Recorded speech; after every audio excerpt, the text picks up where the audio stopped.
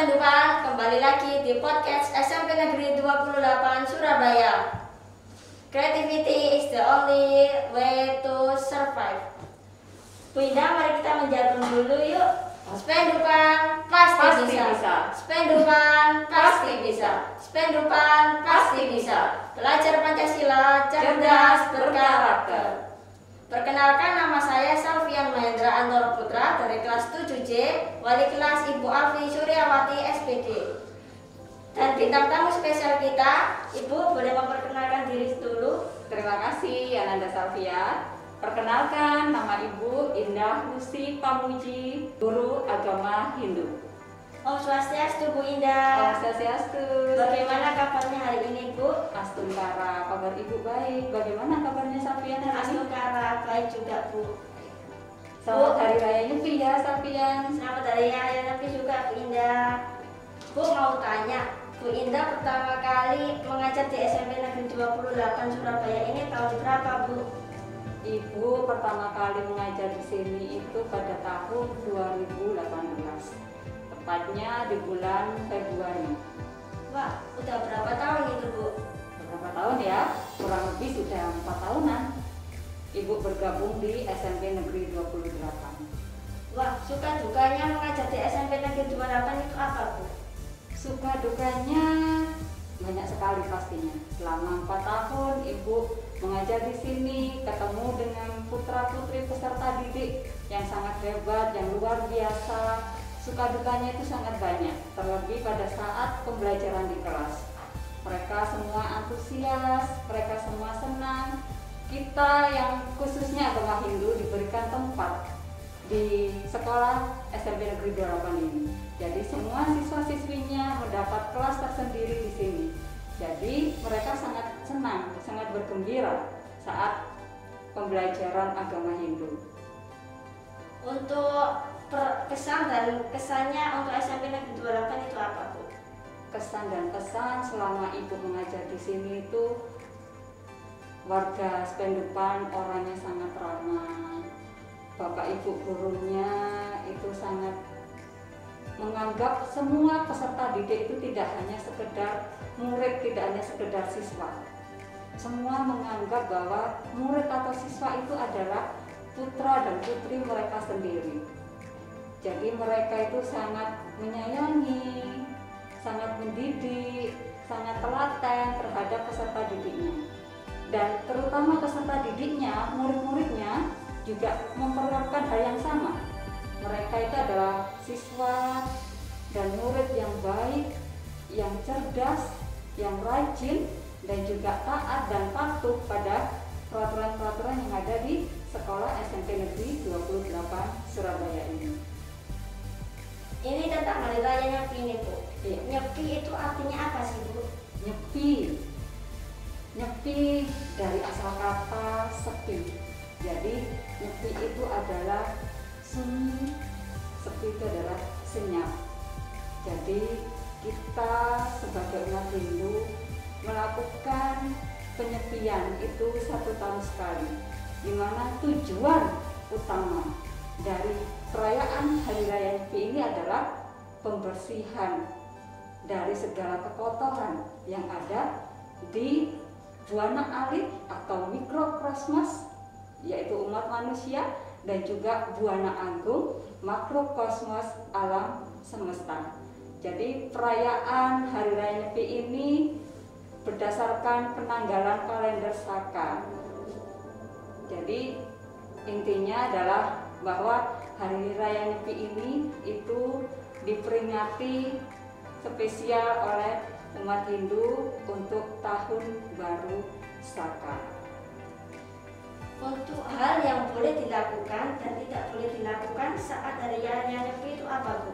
Nah, ini banyak sekali teman-teman kita, banyak sekali juga umat di luar sana yang terutama tidak tinggal di Bali. Jadi mereka memang ada kesan tersendiri, ada kesan berbeda, karena memang saat Hari Raya Nyepi itu pastinya ada yang boleh dilakukan dan tidak boleh dilakukan. Nah, terutama yang boleh dilakukan pada saat Hari Raya Nyepi Yang pasti kita harus berpuasa, kita harus bermeditasi, kita harus boleh membaca pustaka suci, kita boleh membaca cerita-cerita tokoh-tokoh seperti cerita Krishna, cerita Rama, cerita Ganesha. Dan pastinya kita di saat nyepi itu kita diperbolehkan untuk berjapang atau mengucap kata-kata suci berulang kali. Nah, sedangkan yang tidak boleh dilakukan itu juga harus kita taati. Itu juga wajib dilakukan, khususnya untuk umat Hindu.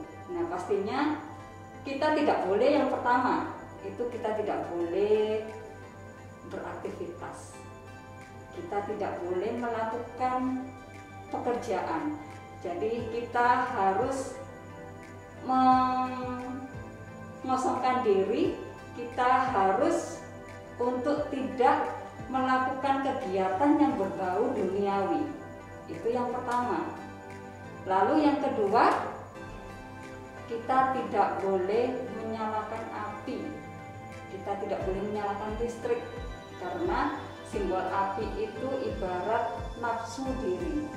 Jadi kita harus bisa mengendalikan nafsu yang ada di dalam diri kita.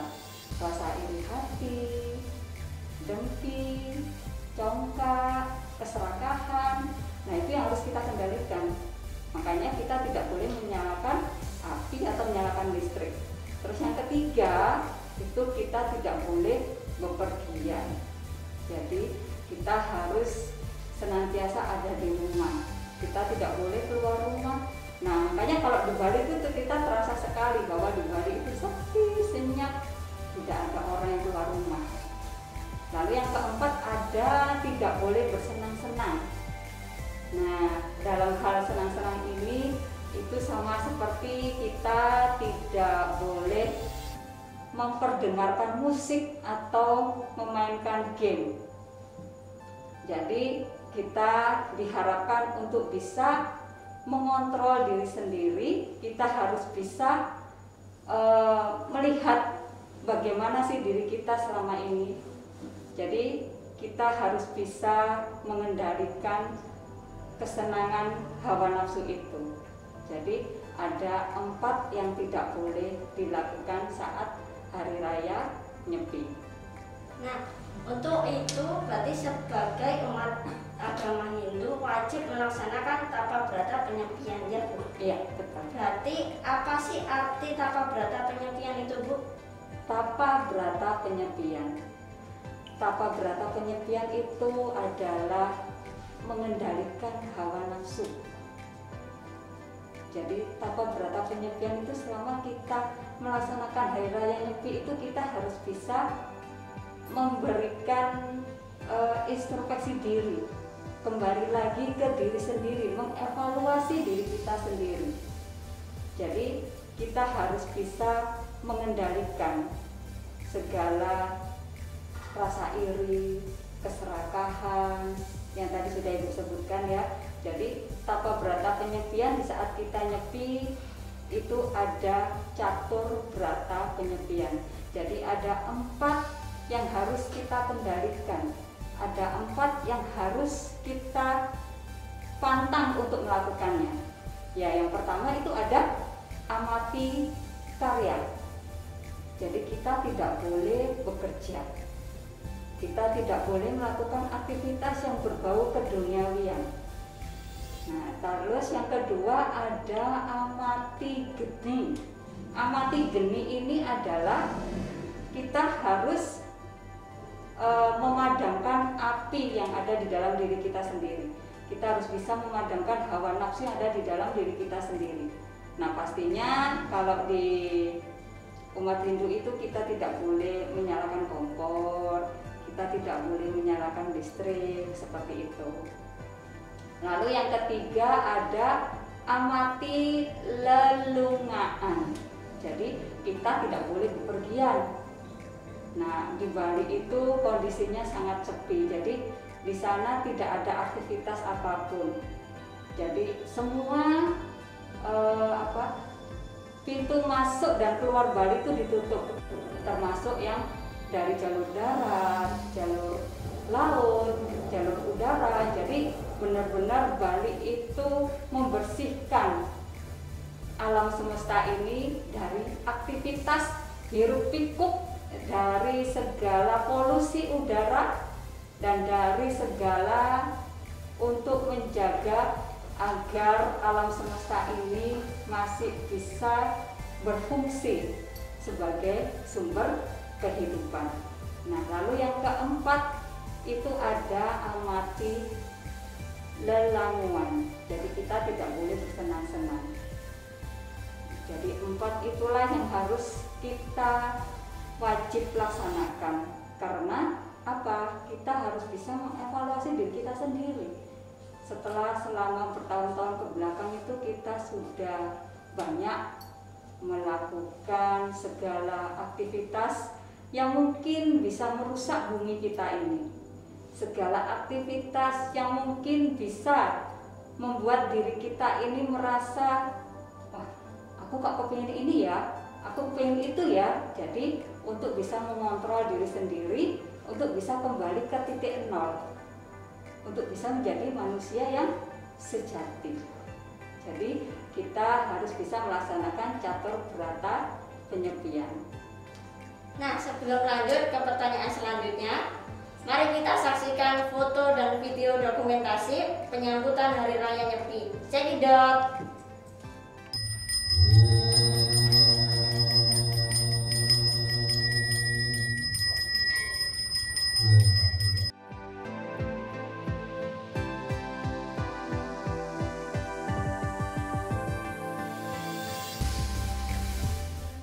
Halo Sobat Pendupan, kembali lagi di podcast SMP Negeri 28 Surabaya. Mari kita lanjutkan tentang bincang-bincang hangat bersama Ibu Indah Rusi. Bu Indah, pengalaman Bu Indah setelah melaksanakan tapa brata penyepian ini bagaimana, Bu? Ya, setelah kita melakukan tata brata penyepian, pastinya kita bisa mengevaluasi diri kita. Kita bisa menilai diri kita. Sejauh mana kita sudah melakukan segala dosa di tahun-tahun sebelumnya, dan nanti apa yang akan kita lakukan di tahun berikutnya. Jadi diusahakan segala tindakan buruk selama tahun kemarin itu jangan sampai dilakukan dan jangan sampai terjadi lagi di tahun berikutnya. Dan yang pastinya kita harus bisa menjadi manusia baru. Karena kita setelah melakukan catur berata penyepian, kita pastinya ingin untuk bisa mendekatkan diri pada Sang Yang Widi atau pada Tuhan Yang Maha Esa. Apa sih tujuan kita hidup di dunia ini? Apa sih yang harus kita lakukan selama kita hidup di dunia ini? Nah, pastinya kita merenung.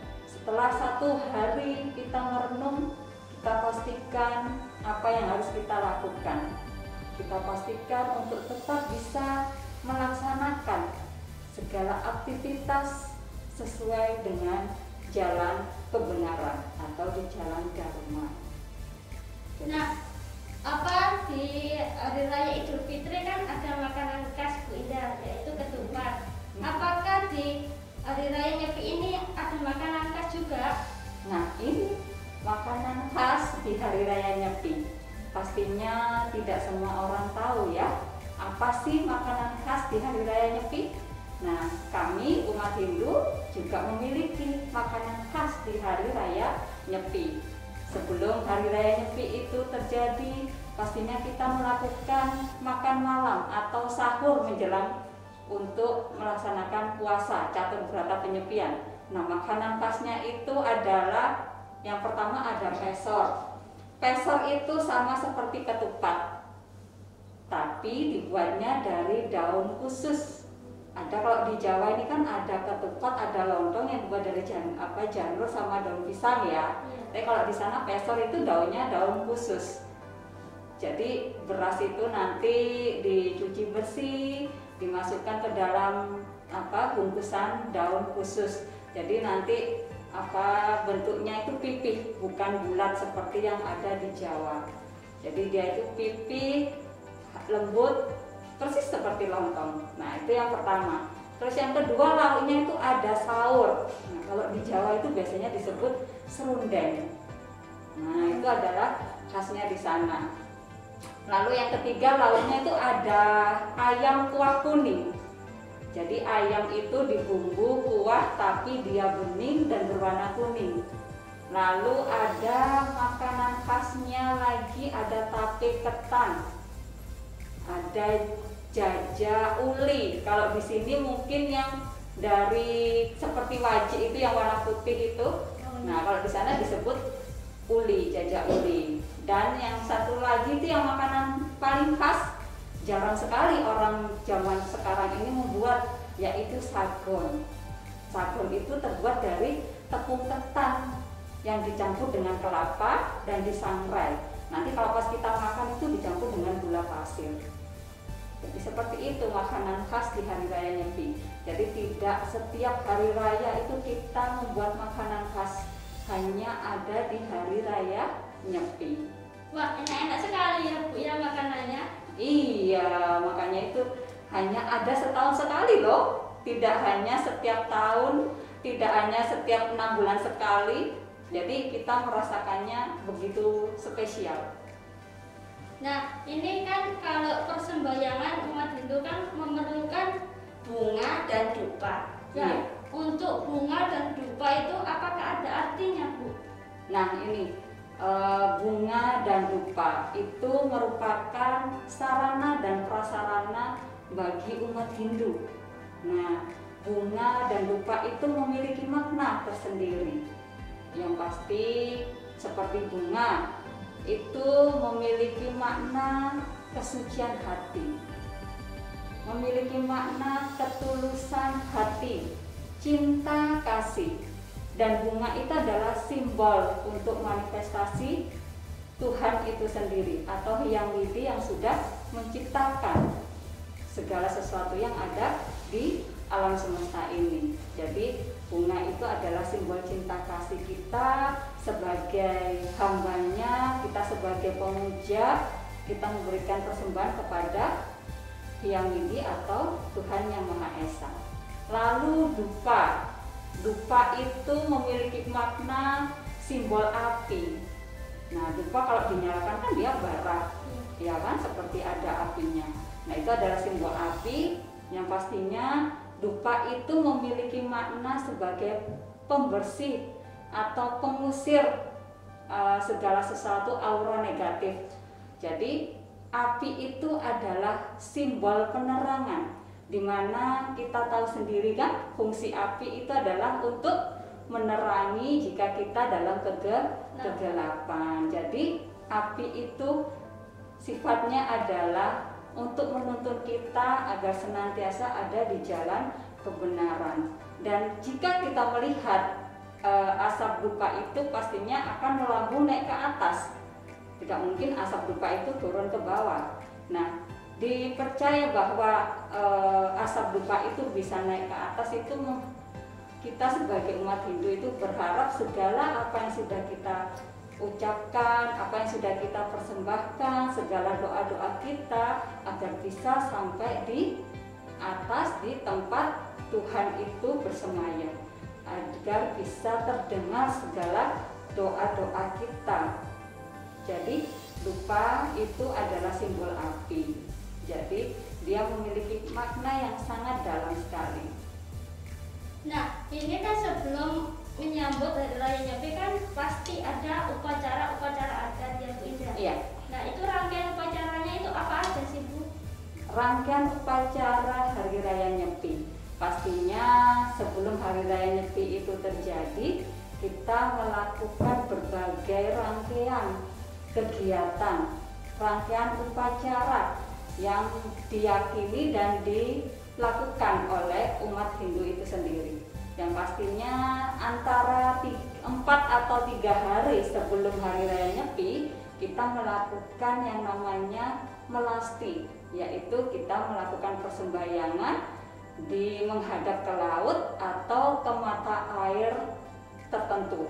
Jadi sebagian umat manusia, umat Hindu yang ada di sekitar daerah gunung, di pelosok-pelosok itu kan yang mungkin jauh dari laut, mereka bisa melakukan persembahyangan di mata air untuk menyucikan diri kita sebelum kita melaksanakan catur berata penyepian.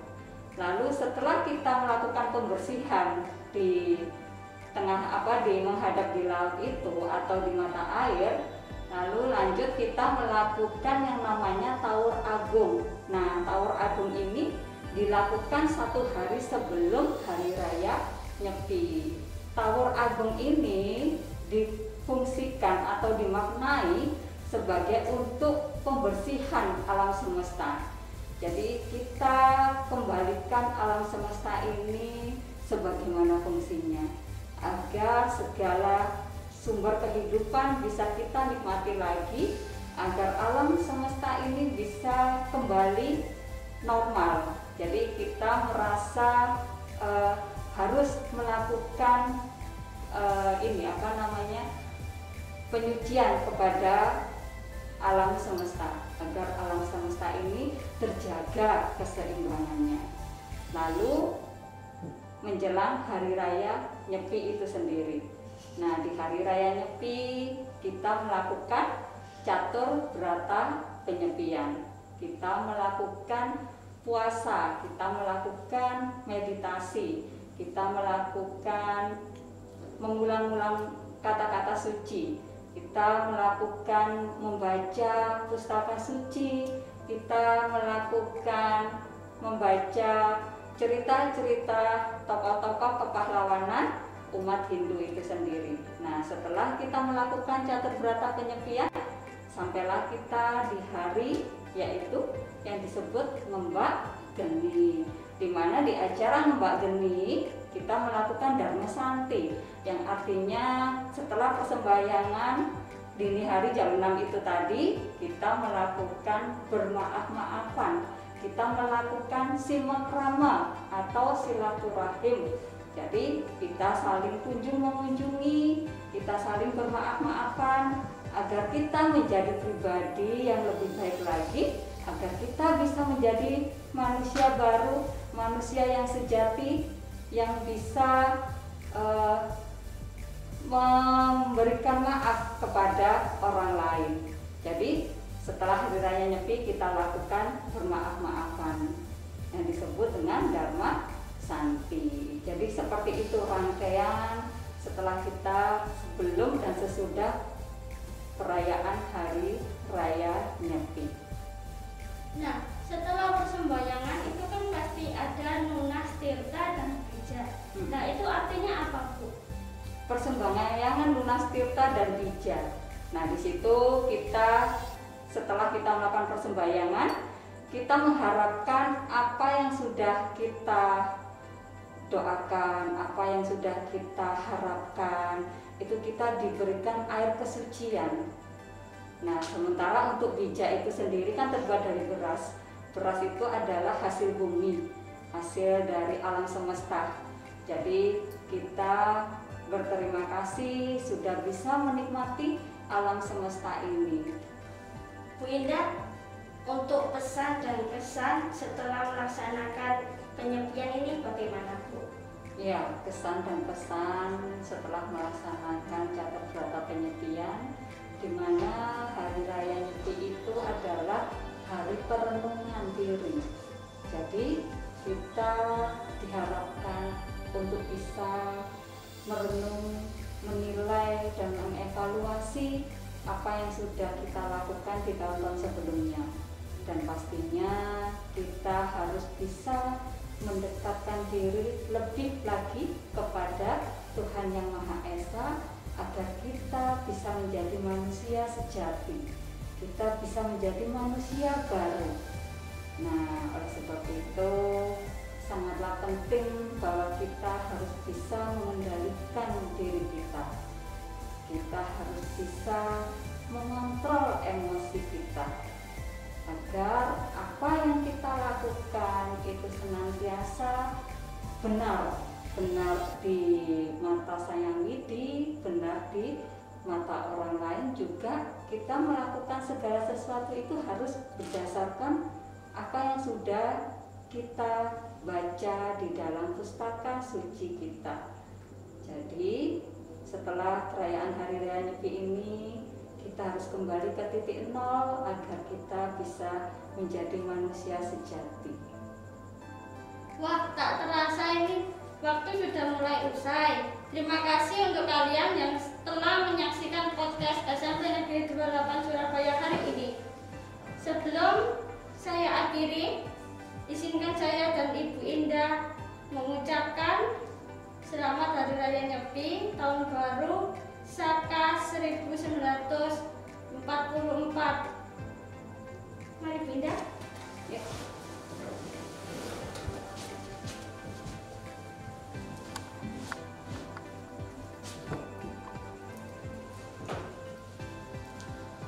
Kami warga SMP Negeri 28 Surabaya mengucapkan selamat Hari Raya Nyepi 1 Saka 1944. Modi Sami Rahayu.